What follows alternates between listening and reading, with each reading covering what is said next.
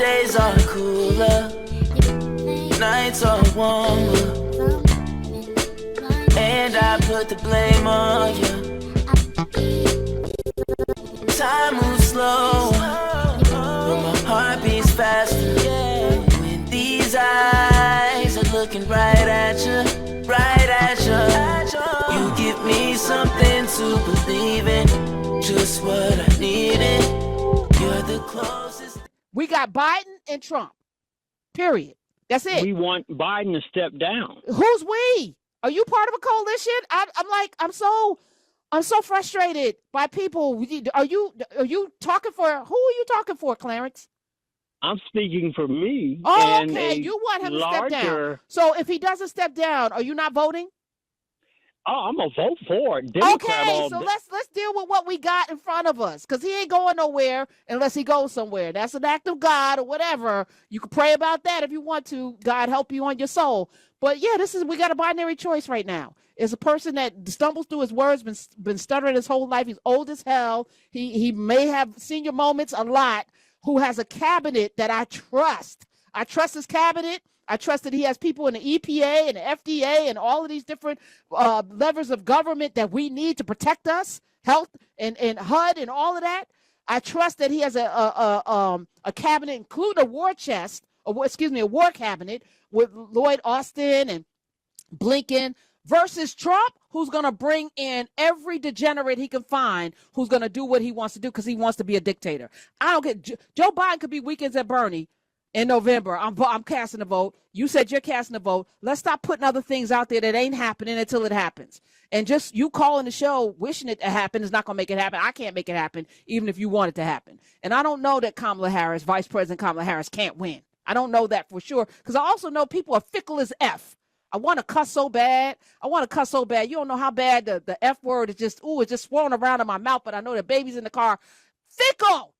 Today, y'all love Drake, and then you hated Drake. Soon as Kendrick spun a tale about him, everybody jumped off the Drake bandwagon because we are weak sheep, period.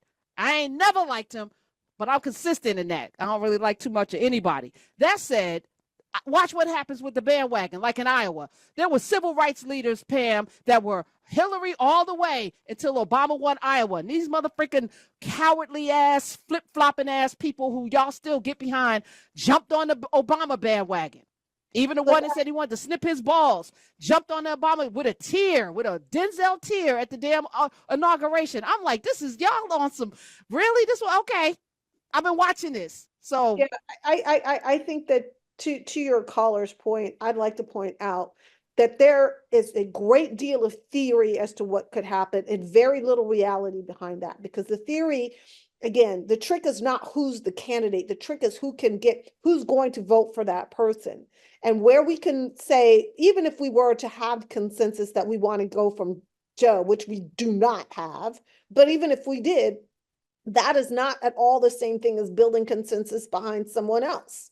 It's simply too messy.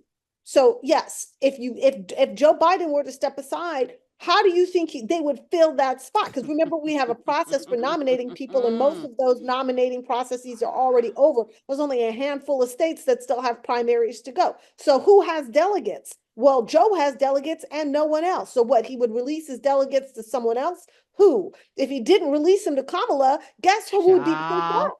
The black female vote, the black vote, the young vote, the female vote. So no, who do you give it to? Gavin Newsom? Gavin Newsom's not universally popular. And then people would jump up and say, no, it should be Gretchen Whitmer, or it should be J.B. Pritzker, or it should be Wes Moore out of Maryland. It should be Pete Buttigieg.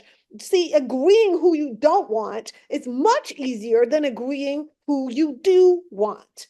And so what do you want? We want to have a contested convention in August or September where there's absolutely no clarity for the voters, and forget the 300, 400 million that we've already sunk into ads. Forget the 20, 40 million we've already spent on signs and t-shirts for Biden Harris all over the country. Somehow we're going to raise an additional 400 million to backfill all of that in a month and a half before the crucial last days of the cycle. We really think we can pull that off with a frayed populace who is not unified behind anybody else? Like, that's why it's not going to happen. It's not going to not happen because, first of all, there's no consensus that it should happen. But even if there were, consensus as to not Joe is not consensus as to yes to someone else. Right. And that's what people aren't thinking about. And by the way, anybody you're thinking about has to decide they want to run for president. Maybe we can assume that Kamala does, maybe someday, but we sure can't assume that about everybody else or anybody else for that factor, right? So what I'm saying is, we have to come to peace with what we have, and we have to stop expecting that we're going to get a whole bunch of choices that are not going to be on the menu. I understand people saying, I am afraid of Joe Biden as a nominee because so many other Americans may not vote for him. I can completely understand that instinct because there's so much at stake. But there's no proof that a move is less risky than staying put. Matter of fact, and Smith is reaching out to this brother, Alan Lichtman, has this 12, and he's not been wrong in the last, I want to say 12 elections or 7, I forgot how many elections he's called and been right. I think he's only been wrong one time, and it was in 2016, but he has 12 points that indicate whether or not somebody can win. And Joe Biden has, and all you need is 6 of them, and I think Joe Biden has 7 or 8. So, we're going to play that clip at some point, not today, but, matter of fact, maybe we should play it today. And let me say this to you, Clarence, and I love you. However, the energy that we have is finite. We have a finite amount of energy. Can we spend it building? Because that call is not a call that's helping us build at all. It doesn't free us. It doesn't it's you uttering again, it's complaining and uttering into the void. Something that may or may not happen is your opinion. You are entitled to it. But that's not going to make us free. And we need to be putting our energy into things that will build. And that's not it. That's not it. We have to do better. Because I don't know how we build with a group of people that all they do is yell and scream. And not that I'm accusing you of that, Clarence, but just uttering stuff. Just don't.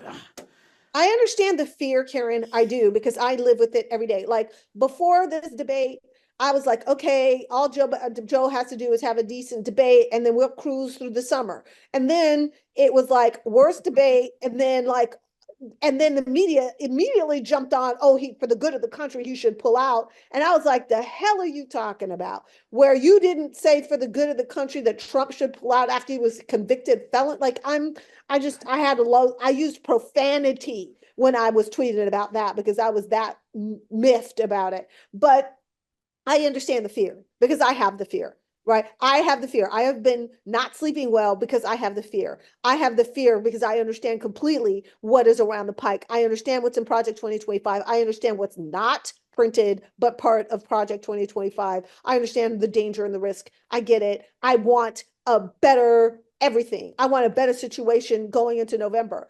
But I have to know and I have to trust and have to believe that even though we're not going to have a different situation going into November, we can still have a different mindset going into November. We're not going to have a different candidate, but we can have a different attitude, right? Listen, can we just do what the Republicans don't care? Pussy grabbing, they don't care. Porn stars, felonies, indictments, impeachments. They don't give a F. They're about their business. They stand on business. Can we stand on business and not emotion?